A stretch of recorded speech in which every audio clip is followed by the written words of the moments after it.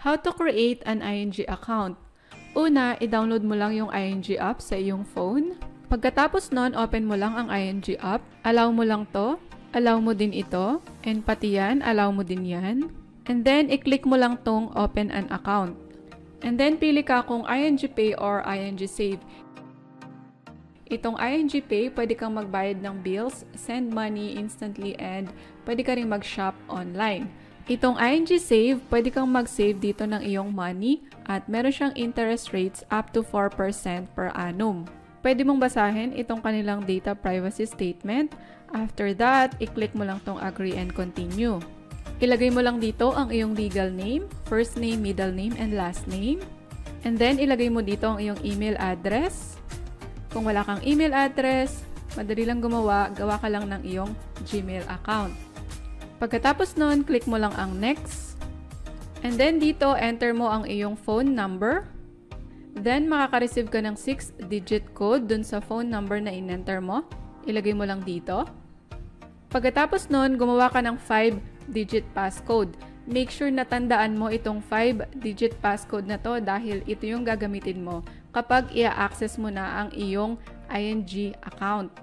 Confirm mo lang ulit dito ang iyong passcode.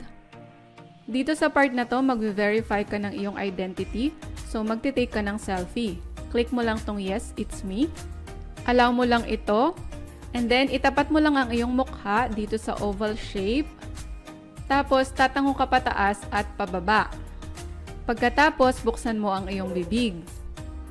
After that, dito sa select document type, mag-a-upload ka ng iyong valid ID. Kaya, i-ready mo lang ang iyong valid ID.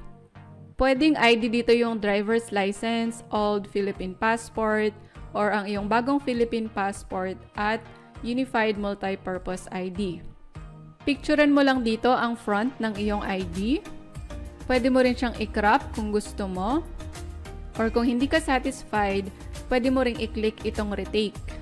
Pagkatapos nun, ilalagay mo dito ang information about sa iyong ID.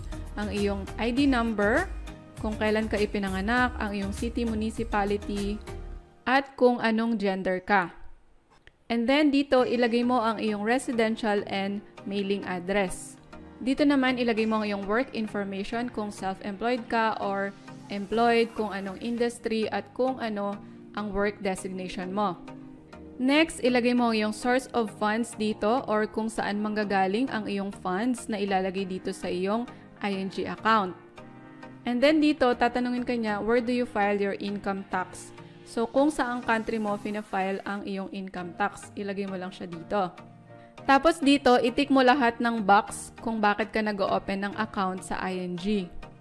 After that, tatanungin ka niya kung meron kang USA citizenship, tax ID number doon, residence, telephone number, or postal address sa US. So, itik mo itong mga box dito sa may right kung meron ka ng mga yan. Or kung wala naman, itik mong box itong I do not have any of the above records in the USA. Pagkatapos nun, sulat ka ng iyong signature sa isang malinis na papel at picturean mo siya. Once okay na, i-review mo lang ulit lahat ng iyong information na nilagay dito. And then kung okay na, i-click mo lang itong confirm and start banking. And then yan, okay na yung account. Maghihintay ka na lang ng mga 1 to 3 days para ma-review nila yung mga documents na sinubmit mo at ma-activate na nila ang iyong account. Ganito yung marireceive mong update once activated na ang iyong account. Marireceive mo ito sa text dun sa phone number na nilagay mo o kaya naman magno-notify sila dun mismo sa app na naka-installed dyan sa phone mo. Ganun lang kadali mag-create ng ING account. Gusto ko tong ING dahil mataas ang kanilang interest rate per annum. Nasa 2.5 to 4% depende sa amount na ilalagay mo sa iyong savings account.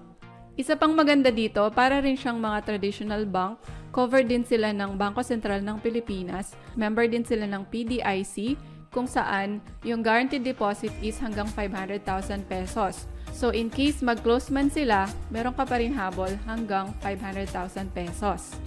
I hope nakatulong sa iyo itong video na to. If it is, please give it a like and subscribe ka na din sa aking channel for more tutorials and freelancing ideas.